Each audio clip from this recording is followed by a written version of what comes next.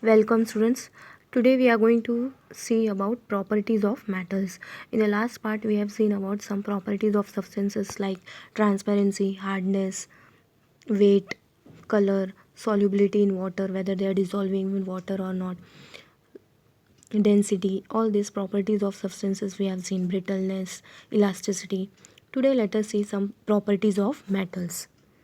So before starting they have shown us some picture. Identify the objects shown in the figure 5.14. From which substances are they made? What are these substances called as group? Children see in the beginning. This picture is shown in 5.14. This first picture is of gold. Okay. Second one is the iron bar.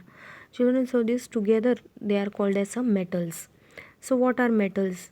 Where they are found, that we will see. Substances like copper, gold, iron, aluminium, they are called metals. These are some of the metals which we are used in our daily life. Metals, where they are found, children? Metals are found in the form of minerals deep inside the earth. And mining is the occupation where minerals are dug out from the earth.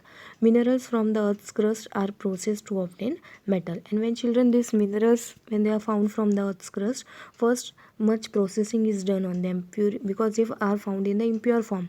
In the factories they are processed, some process is done on them, and they are made to form in the purified form. They are made to form in purified form, and then they are some uses are made from them. So in daily life, metals have various important uses. So let us study some common properties of metals, children. See here, children, properties of metals. First one is, let's try this. Take a piece of copper or aluminium wire or a small nail. Children, they are saying in the picture, this person has shown how he is hammering that iron nail. First he has taken a what? You have to take a piece of copper or aluminium wire or a small nail. Anything you can take. That person has taken a nail. You have to hammer it repeatedly. He has taken the hammer in his hand and is hammering it. Continuously you have to put hammer on that nail. What do you observe, children? You will observe that on repeatedly hammering it, the wire becomes flat, completely flat. That nail will become flat. In the second picture it is shown how the by hammering the nail has become flat. So metals can be converted into sheets by hammering. This property of metals is called malleability. So this is the first property, children. When metals are hammered, what happened? They are converted into thin sheets, and that property is called as malleability. So this is the first property of metal. Today we are going to learn that only, all one by one properties. So first property we have seen about metals, that is malleability. Now we are going to see about second property, that is ductility. Children, they have shown in the picture, hot iron is hammered and made into thin sheets. Visit a blacksmith shop. You can see this in a blacksmith shop. He is continuously hammering a hot iron. Hot iron, it is hammered and made into thin sheets.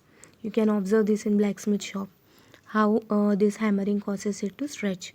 Iron bars made to revolve continuously while being hammered becomes longer. This iron can be drawn into wire. Children, this iron can be drawn into small thin wires also. So metal can be stretched by continuously hammering, and from that it can be converted into small wires. This property of metals is called as ductility. Can you see this? From this copper they have made these wires, okay, by continuously hammering it. So this property is called as ductility. Metals like silver, gold, copper, platinum, they can be drawn into fine wires. So this is the second property of metals, children. Remember, metals can be hammered and they can be made into thin sheets. That property is called as malleability. From metals it can be stretched and wires can be drawn, thin wires. That property of metals is called as ductility. Which metals are used here? It's silver, gold, copper, platinum. Okay, so this second property which we have studied is ductility.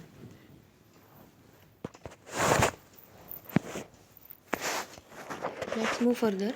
Third property we are going to study is about electrical conductivity. Why are electric boards fitted on the wall made of plastic or wood? Children, we have seen the electric boards which are fitted on the walls of our houses. They are made up of mostly or plastic or wood. Why, children? Because plastic and wood are bad conductors of heat. From them, heat does not pass. The handle of cooker is made up of plastic. See in the picture how the handle of the cooker is made up of plastic. Why? Because when your mummy puts that puts that, if the suppose the rice is cooked and it is hot, your mummy holds with that plastic handle, because plastic does not allow the heat to flow and your mummy's hand is safe. So electricity flows through metals allows electricity to flow through them. All metals are conductors of electricity to a greater or lesser extent. All are from some metals easily it flows, some metals it flows but it flows slowly also. So they are saying that only all metals are conductors of electricity to a greater or lesser extent. This property is called electrical conductivity. What is that property called as? Electrical conductivity. Even when a piece of metal is heated at one place, the whole of it becomes hot. It shows that metal allows heat to flow through them. This property is called thermal conductivity. Suppose children, spoon or one anything you are putting in the vessel which is kept on the gas, slowly and slowly what happens, the whole spoon also becomes hot. That means from one end to the other end the heat flows easily. Yes or no? So this property is called as thermal conductivity. Metals have a typical shine or luster. Every metal has a characteristic color by which it can be identified. Children, all metals have one typical shine. That shine is called as a luster. Luster is also one of the property of metals, and they have some proper color also from which they can be identified. Like gold is very bright yellow color, so easily we can identify that it is a gold. Okay, silver items, they are just shine, white color shining, so we say that they are silver items. So all these things, metals are having color, shine, that is luster. These are all the properties of metals. The last property of metal which we are going to see is sonority. Children, they have given some examples. Pluck the string of a musical instrument. This is the musical instrument shown, veena. When you stretch the its string, you will feel one musical sound. When you ring a bell, you will feel one musical sound.